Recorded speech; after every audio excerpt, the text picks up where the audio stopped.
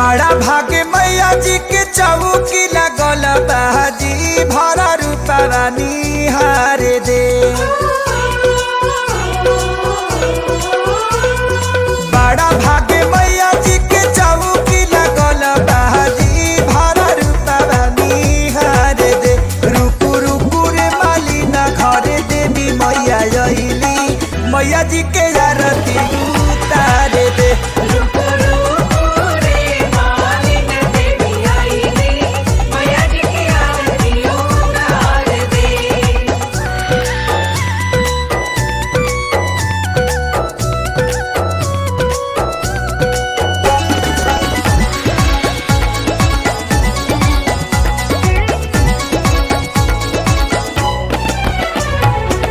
गोतिनी पड़ोसियन के घरवा बोला ले दुआरा पर पचरा गवावे के।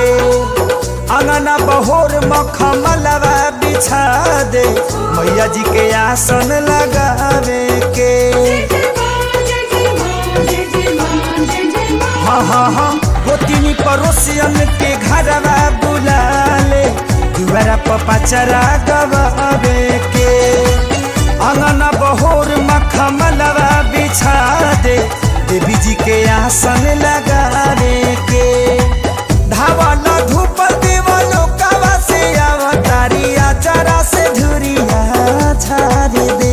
अरे रूपू रे मालिन देवी अइली मैया जी के आरती उतार दे।